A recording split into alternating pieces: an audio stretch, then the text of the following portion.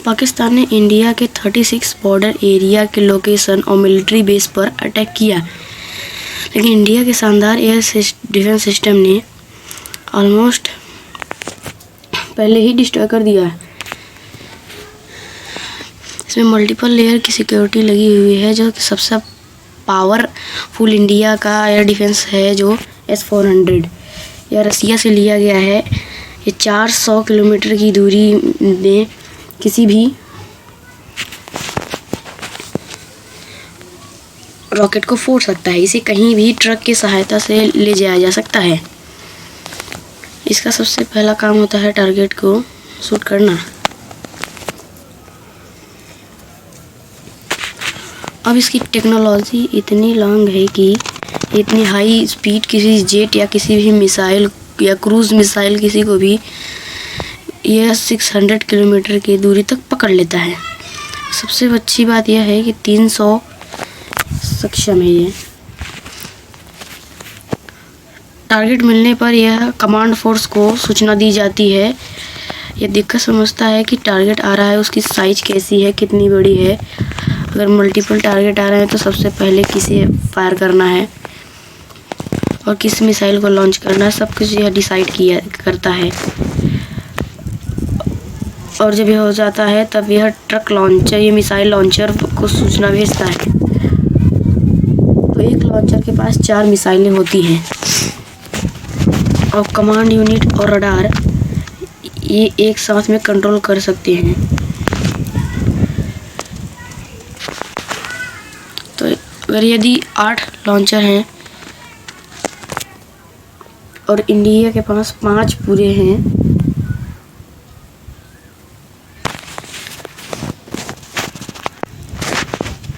ये जो launcher unit होता है तो यह होल्ड लॉन्चर यूनिट होता है। नीचे गैस जनरेटर होता है। इसमें इस गैस जनरेटर में सॉलिड प्रोपेलर भरा जाता है। जब लॉन्च होती है तो ये चिंगारी से आग लगाया जाता है और यह कम टेम्परेचर पर जलने लगता है। और नीचे की साइड में हाई प्रेशर जनरेट होता है।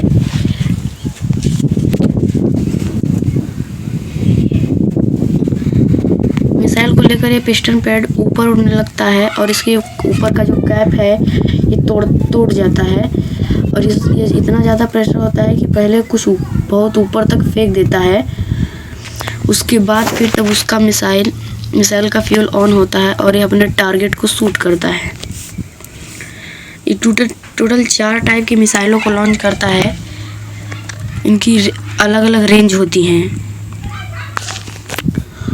ये कमांड पोस्ट जो होता है वो कैसा टारगेट है, कैसी मिसाइल लॉन्च करनी है, सब कुछ डिसाइड करता है।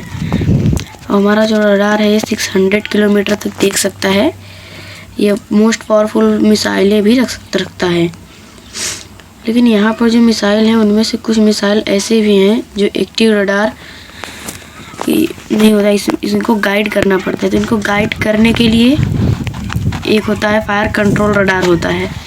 फायर कंट्रोल रडार जो होता है यह मिसाइल को गाइड करता है। उसके जो टारगेट है उसके लोकेशन में गाइड करता रहता है इसे। ये मार्क 5 से मार्क 6 की स्पीड में चलते हैं, टाइम की स्पीड से।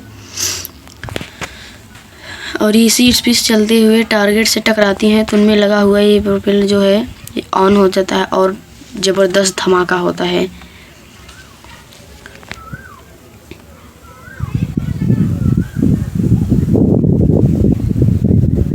पाकिस्तान की जितनी भी मिसाइल और ड्रोन आए थे उसे इसी सिस्टम ने हवा में ही ख़त्म कर दिया।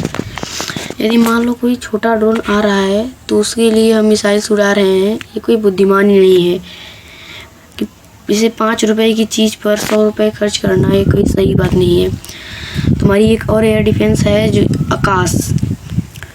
आकाश एयर डिफेंस सिस्टम को सबसे अच्छी बात यह है कि ये केवल इंडिया का है। ये DRDO द्वारा बनाया गया है। ये सिस्टम टोटल 3 मिसाइल अनलोड करता है। देख सकते हैं आप इसमें मैक्सिमम रेंज इसका दिया गया है।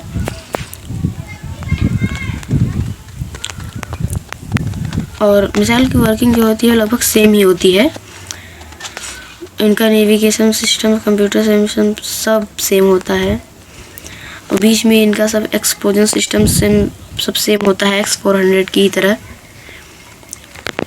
ऐसे जो मिसाइल होती है जिनमें आउटबोर्ड से क्या सिस्टम होता है, वो किसी टारगेट को ट्रैक नहीं करती है। राउंड से ही रडार इनको टारगेट करता है कि किधर जाना है, कैसे जाना है।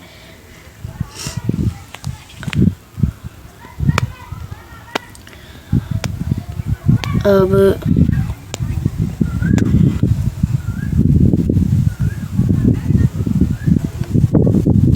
इसके बाद में सिक्योरिटी की नेक्स्ट लेयर होती है सरफेस एयर मिसाइल, MRSAM जो है ये एक ऐसी एयर डिफेंस है जो कि लगातार फायर करता है। और एक और है इंटीग्रेटेड काउंटर UAS। ये कोई अमेरिका का नहीं है बल्कि ये DRDO ने बनाया है। ये एक सिस्टम नहीं है बल्कि बहुत सारे रडार स्ट्रक्चर सभी का इसमें कनेक्ट है। ये 3D सर्वाइलेंस रडार होता है। ये किसी भी चीज़ को पकड़ने का काम बहुत ही अच्छे से करता है। इसमें सेंसर कैमरा इंफ्रारेड लगा रहता है सब। इलेक्ट्रॉनिक वॉरफेयर यूनिट सेंसर इनके कम्युनिकेशन सिस्टम को कंट्रोल करता है। और ये जो सेंसर होता है इस तरह से काम करता है कि किसी ऑब्जेक्ट को, ड्रोन को देख भी नहीं पाया तो इसके कम्युनिकेशन सिस्टम को 5 से 10 मिनट तक बंद कर देता है।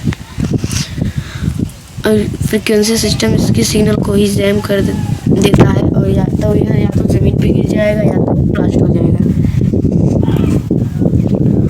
अब मान लो यदि ये सिस्टम जैम नहीं कर पाया तो इसके साथ लेज़र गन भी होता है, मतलब लेज़र। इसको DRDO ने बनाया है। ये 10 से 20 किलोवाट पावर को भी देता है। ये हाई पावर का लेज़र छोड़ता है जिससे हवा में ही जल जाता है, लेकिन इसकी रेंज केवल 1 से 2 किलोमीटर है। ये एंटी ड्रोन गन्स तब काम लिए जाते हैं तो ये हवा में फेंकती है। अगर टारगेट इस रेंज से भी बाहर है तो इसके बाद मिसाइलें भी होती हैं। इस सिस्टम को भी कंट्रोल करने के लिए कमांड कंट्रोल यूनिट होती है और ये भी इस यूनिट को कंट्रोल करता है। लेकिन सबसे अच्छी बात ये है कि जितने भी सिस्टम हैं ये सभी एक इंटीग्रेटेड मिसाइलें होती हैं। तो मिलते हैं अगले वीडियो में। धन्यवाद, समझ में आ गया होगा।